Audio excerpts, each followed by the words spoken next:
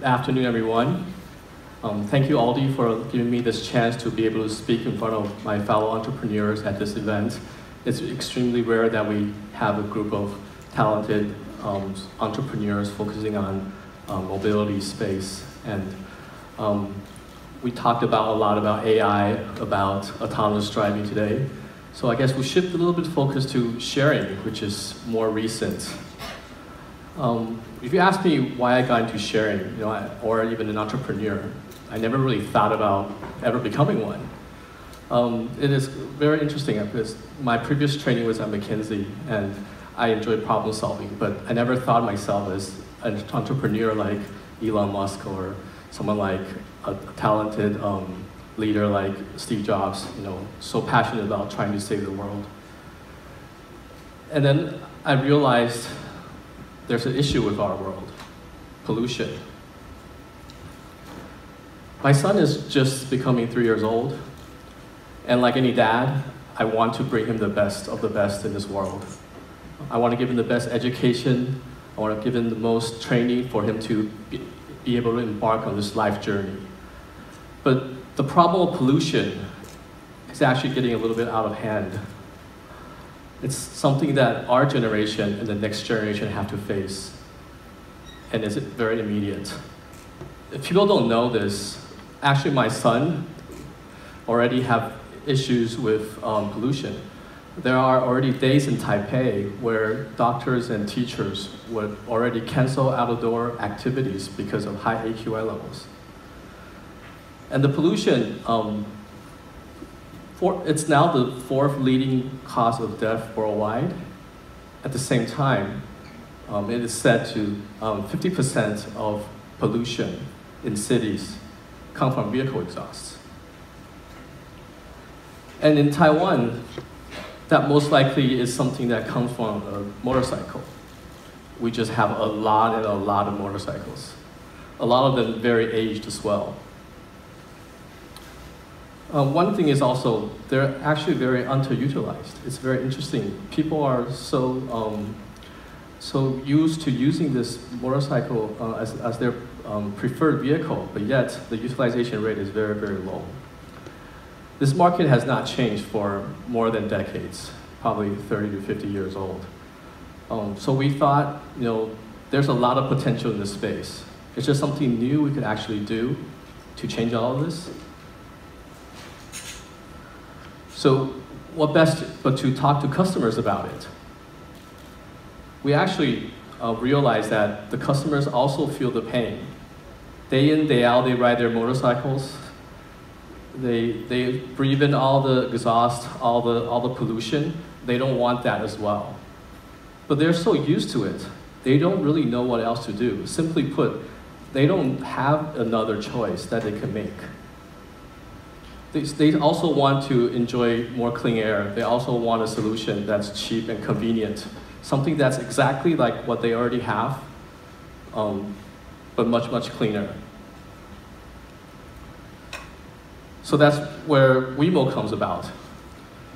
WeMo felt that if we were able to share a group of electric scooters all over the city, we should be able to provide customers the same kind of convenience at a cheaper rate.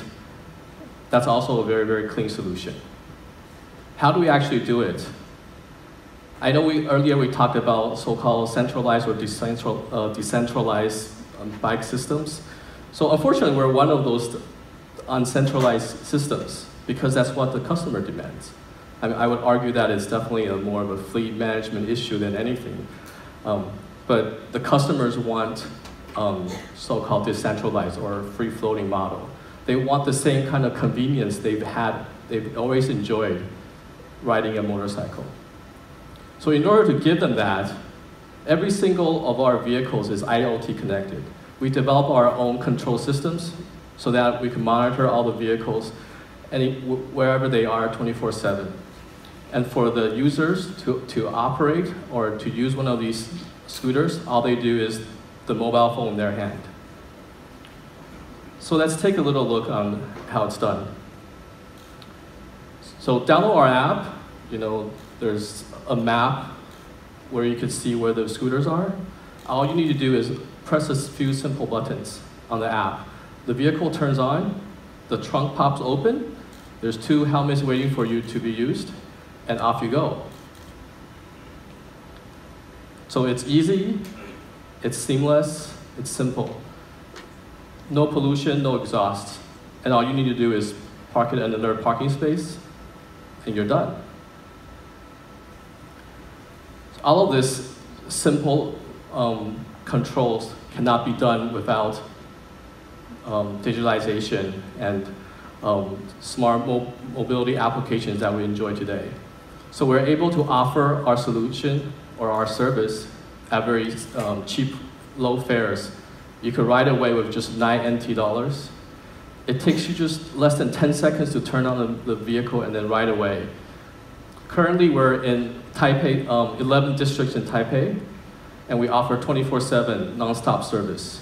Of course, insurance, 24-hour customer service, maintenance, and everything is all included, hassle-free. We believe our solution is very complementary for any other kind of solution. It's not meant to be replacing any solution that already exists.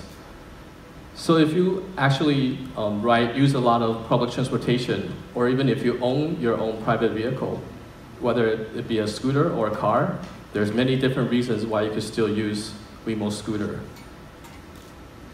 Public transportations aren't 24/7, so late at night, you could still use your WeMo scooter to get around. If you have some single directional needs, for example, if you're going drinking tonight with your buddies, you don't have to drive your own car. You could use a WeMo scooter.